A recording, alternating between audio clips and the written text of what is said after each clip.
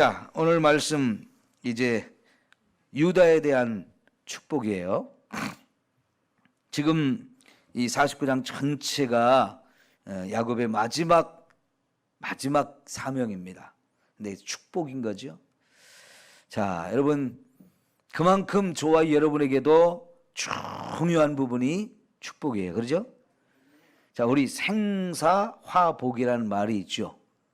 살고 죽는 것.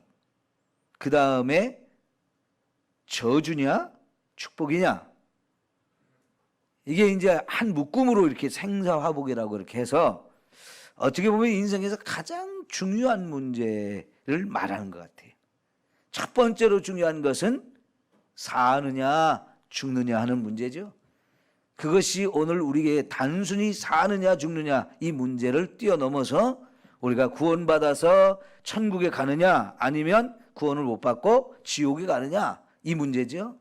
성경은 저와 여러분에게 이 문제를 가장 중요하게 취급을 했고요.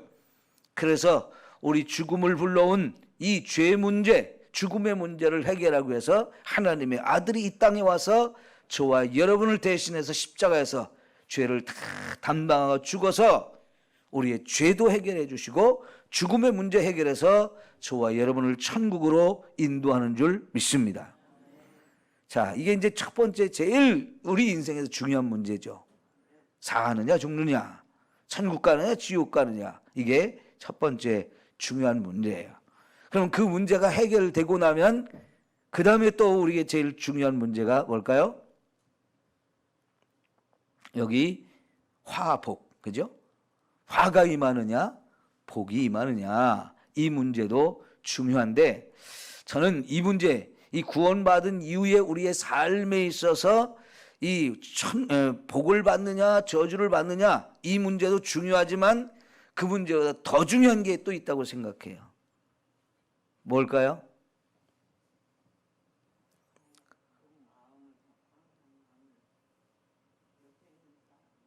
우리가요 하나님 앞에서 복 받느냐 저주 받느냐 이 문제도 개인적으로는 너무너무 중요한 문제지만 우리 구원받은 우리가 하나님께 영광을 돌리며 살아야 된다는 거. 사람이 존재하는 이유, 살아야 되는 이유는 하나님께 영광을 돌리며 사는 거거든요.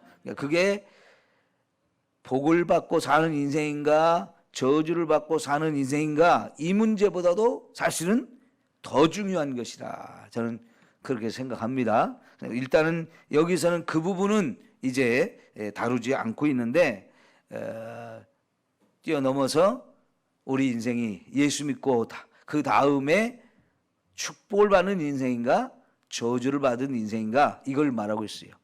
그만큼 이 축복이냐 저주냐는 이 땅에서 저와 여러분이 살면서 중요한 문제다라고 말씀을 드릴 수 있는 거죠. 그러면서 이 축복이 원리가 있다 그랬죠. 원리. 자, 여러분 첫 번째 원리는 어제 말씀드렸어요. 행한 대로 보응하신다. 행한 대로 보응하신다. 이 신약적인 표현으로 하면 심는 대로 거둔다. 네. 많이 심으면 많이 거두고 적게 심으면 적게 거두고 좋은 걸 심으면 좋은 걸 거두고 나쁜 걸 심으면 나쁜 걸 거두는 거예요. 안 심으면 없어요. 축복은 그래요. 우리가 구원받은 문제, 예수 믿음으로 되어지는 문제라고 그랬어요. 내가 노력하지 않아도, 나는 조건을 갖추지 못했어도, 그래서 예수님이 죽어주셨고 그 예수님을 믿기만 하면 우리는 구원을 받는 거지요. 자, 전적으로 우리의 노력과 상관없이 우리의 능력과 상관없이 믿음 하나로 받는 것이 구원이지만 축복은 심은 만큼 심은 대로 거두게 돼 있어요.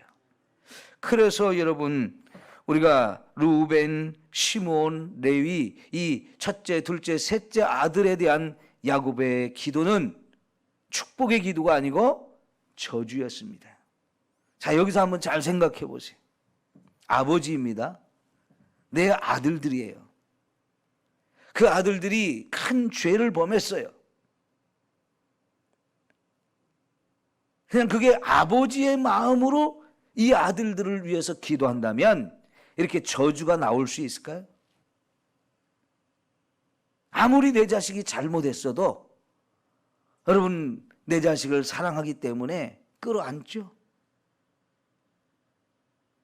절대로 그 자식들이 앞길이 이제 죄 때문에 막혀버리기를 원하는, 저주받기를 원하는 부모는 없어요. 할 수만 있으면 이 자녀들도 내가 축복 기도를 해서라도 잘 되기를 여러분 원하죠? 그렇다면 오늘 이 루벤과 시몬과 레위에게 야곱이 했던 이런 기도를 저와 여러분이 할까요? 이 5절, 6절, 7절을 읽어보면 저주라는 말을 여러 번 쓰고 있어요. 예? 자식을 위해서 기도하면 이런 기도할 수 있을까요? 저도요, 목사로서 여러분을 위해서 기도할 때 제가 여러분을 저주하지 않으려고 혹시라도 그런 마음이 내 속에 품고 있다 할지라도 그런 말이 튀어나오지 않게 하려고 정말 조심하거든요. 그런 마음을 제가 품어서는 안 되지만 혹시라도 그런 마음을 품을 수도 있거든요. 근데 그런 말이 제 입에서 여러분 튀어나와 가지고 제가 설교를 할 때라든가 여러분을 위해서 기도할 때 그런 말을 했다고 하면 그 듣는 당사자 어떻겠어요? 당장 시험에 들어가 가지고 교회 안 나올 거래요. 그만큼 그거는 어려운 거예요. 그런데 오늘 야곱이 이렇게 기도를 했다는 얘기는 야곱이 자기 생각으로 기도한 게 아니고요. 이 기도는 전적으로 하나님이 야곱을 통해서 하신 거예요. 왜요? 죄는 우리에게 저주를 불러오기 때문에. 죄인에게 하나님이 축복을 내리시는 게 아니에요. 특히 잠언서 같은 거를 한번 잘 읽어보십시오. 굉장히 많이 반복되어 나오는 것이 악인은 망하게 되어진다. 악인은 망하지만 하나님 의인은 축복하신다는 것을 계속 이렇게 악인은 망한다, 의인은 복을 받는다 이런 얘기를 계속 반복해서 해요. 이게 원리인데, 이게 원칙인데도 사실 이런 이야기를 함부로 하기가 어려워요. 더구나 아버지가 어떻게 이런 기도를 자식에게 해주겠어요? 목사가 어떻게 장로들에게 이런 기도를 하겠어요? 그런데 오늘 말씀에서는 이 세 아들을 그렇게 아버지가 마지막 기도인데, 이게 마지막 유언과 같은 기도인데 그렇게 하나요? 이거는요, 야곱이 아버지의 마음으로 인간적인 생각으로 그렇게 하는 기도가 아니고요, 하나님이 지금 야곱을 통해서 이 자녀들에게 말씀하시는 거예요. 그러니까 우리가 이 첫 번째 원리가 심은 대로 거둔다는 거예요. 이제 네 번째 유다부터는 엄청난 축복이 쏟아지고 있어요. 그래서 첫 번째, 두 번째, 세 번째 아들과 유다는 너무나 비교가 되는데요. 자, 그런데 우리가 앞에서 유다도 큰 죄를 범한 아주 부끄러운 얘기가 나왔잖아요. 그죠? 며느리와의 관계 속에서 자식을 낳는 심각한 죄가 그 가문에 있었어요. 그런데도 왜 이렇게 축복하십니까? 자, 여러분, 유다가요, 동생 요셉을 이렇게 애굽에 팔아버리고 나서 형제들에 대한 이 실망, 자기 자신에 대한 실망, 이것 때문에 집을 떠났던 것 같아요. 아버지와 형제들을 떠나서 그리고는 혼자 멀리 떨어져서 이렇게 살다가 거기서 자기가 원하는 여자 만나가지고 결혼하고 자식 낳고 또 그 자식을 위해서 며느리까지 들여가지고 이렇게 심각한 죄의 모습들이 나와버렸는데, 여러분, 이게 굉장히 큰 죄거든요. 그런데 그 이후에 이제 요셉의 이야기가 나오면서 흉년이 와가지고 이 형들이 양식을 사러 오는 이야기가 등장하면서부터 유다라는 사람이 굉장히 돋보이는 것을 볼 수 있어요. 어떤 면에서요? 굉장히 책임감도 강하고 리더십도 있어요. 이제는 과거에 자기 동생, 이 11번째 동생을 책임지지 못하고 팔아버렸던, 죽이려고 했던 거 건져가지고 팔아서 생명을 구원하기는 했지만 그래도 책임지지 못하고 팔아먹었던 이거를 크게 반성을 했던 것 같아요. 이걸 회개한 것 같아요. 그리고는 이 어려운 시기에 집으로 돌아와가지고 함께 온 가족이 함께 모여 살면서 이 위기를 극복하기 위해서 이제 애굽의 양식을 사러 왔는데 리더십이 탁월해요. 그리고 이 형제들을 지키고 가족을 지키려고 하는 이 책임감이 굉장히 강하게 돋보여요. 아마 이런 모습들을 보고 하나님께서 이 유다를 축복하신 것 같아요. 그러니까 여러분, 우리가 죄를 범하면 저주와 화가 우리에게 임할 수 있지만 그게 얼마든지 바뀔 수 있다 하는 얘기예요. 예? 그래야 우리가 역전의 기회가 있잖아요. 우리 군산의 대표적인 이 이미지 중에 하나가 역전의 명수. 이 군산상구 야구가 9회 말 투아웃 3스트라이크 딱 이 상황에서, 투 스트라이크 3볼 이 상황에서 역전 말로 홈런을 쳐가지고 진짜 완전히 역전되어진 사건이 있어가지고 군산하면 역전의 명수, 이런 이미지가 딱 있단 말이죠. 얼마나 멋진 얘기예요, 그죠? 근데 여러분, 신앙생활 속에 이 역전의 기회가 우리에게 있는 거예요. 분명히 죄를 지으면 저주받을 수밖에 없지만 유다가 그런 사람이었어요. 그런데 이 사람의 삶이 바뀌어지고 달라지고 회개하면서 정말 새로운 삶을 사니까 하나님이 저주를 축복으로 바꿔주셨어요. 그것도 형제들 가운데 최고의 축복을 받았어요. 그의 탁월한 리더십, 그리고 끝까지 생명을 책임지려고 하고 내 가족을 끝까지 사랑하는 이런 아름다운 모습을 보시고 하나님은 정말 큰 축복을 불어넣으시는데, 축복의 두 번째 이 원리 너무나 감사한 거예요. 얼마든지 역전시킬 수 있다. 자, 여러분, 우리가 예수 안에서 이전 것은 지나갔으니 보라 새 것이 되었도다 그랬잖아요. 여러분, 예수 믿는 최고의 축복 중에 하나가 예수님을 믿음으로 인해서 저와 여러분의 인생이 달라진다는 거예요. 정말 우리 예수 믿으면서 그렇게 달라지는 것을 매일매일 새롭게 경험해야 돼요. 예수님만이 우리의 인생을 바꿔줄 수 있어요. 우리가 노력한다고, 우리가 막 힘쓰고 애쓴다고 그게 되나요?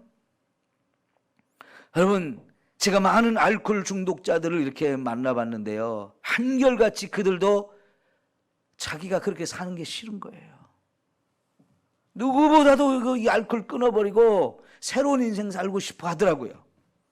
근데 이 알코올 중독자가 이게 제일 어려워요. 너무너무 어려워요. 그 사람 누구보다도 더 열심히 노력을 하고 간절한 소망이 있는데 그게 안 돼서 너무너무 괴로워하거든요. 여러분, 하나님은 하실 수 있어요. 우리 많은 사람들의 간증 중에 대표적인 간증이 예수 믿고 술, 담배 끊었다는 얘기인데요.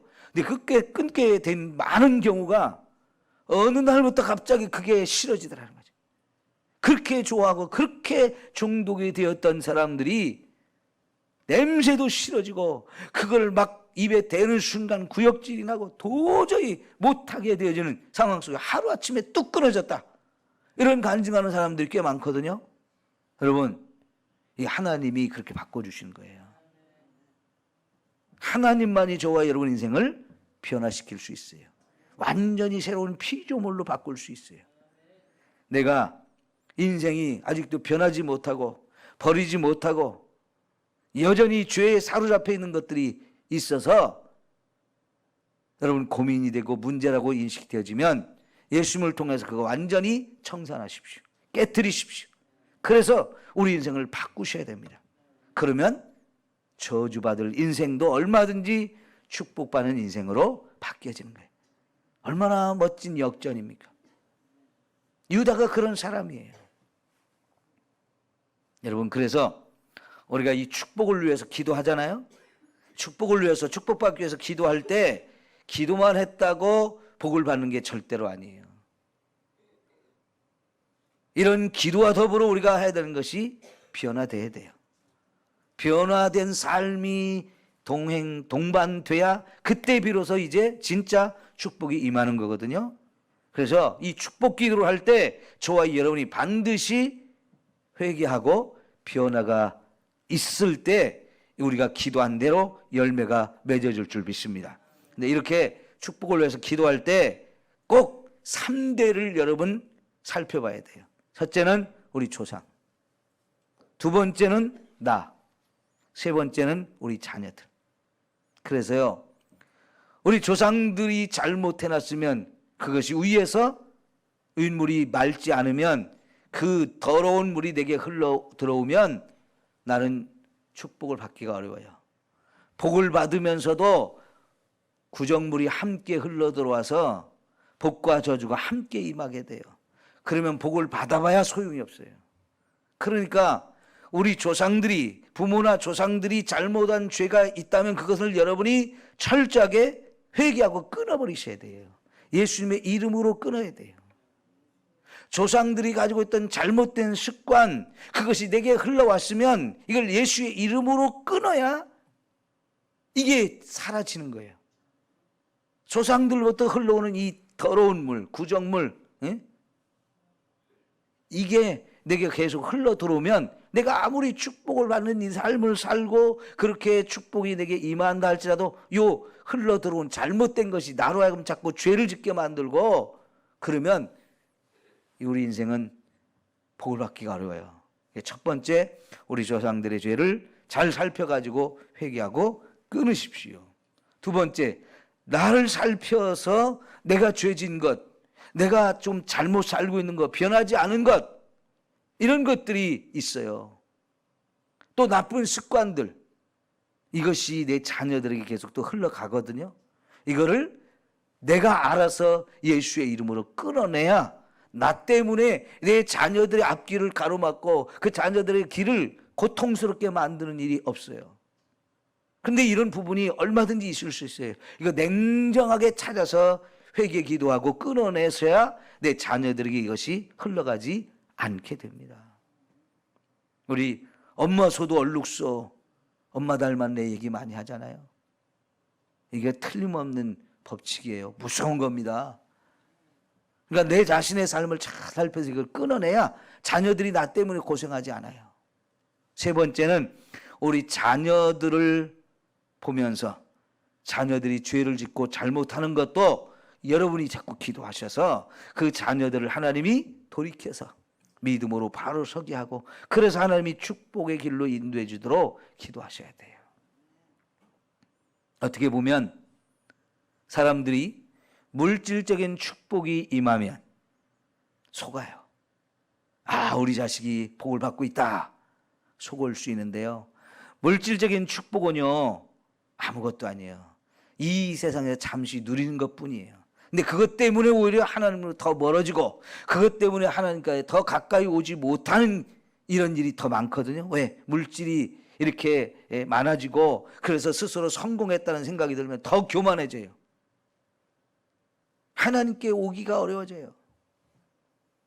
그것 때문에 여러분 속지 마시고요. 그보다 더 중요한 것은 우리 자녀들이 구원받는 것, 하나님을 제대로 섬기는 것, 그 위에 그 어떤 것도 의미가 있어요. 물질의 축복이든 명예든 권세든 이것도 다 예수를 믿고 구원받은 이후에 의미가 있는 거지. 다른 건 다 됐는데 예수 믿는 게 빠졌다. 그거는 제일 중요한 알짜배기가 빠진 거예요. 핵심이 빠진 거예요. 그래서 반드시 예수를 믿어야 그들의 복이 진짜 복이 되어져요. 그래서 우리 자녀들을 위해서 생각할 때도 꼭 그렇게 기도, 구원이 먼저인 거예요. 그래서 그 다른 복이 진짜 복이 되어지는 이런 은혜가 있기를 축원합니다. 유다의 이 복 받은 내용은 내일 또 다시 보도록 하겠습니다. 오늘 이 두 가지 원칙 여러분 꼭 기억하시고요. 진짜 여러분에게 이 큰 축복이 임하는 삶이 되기를 축원합니다. 기도합시다.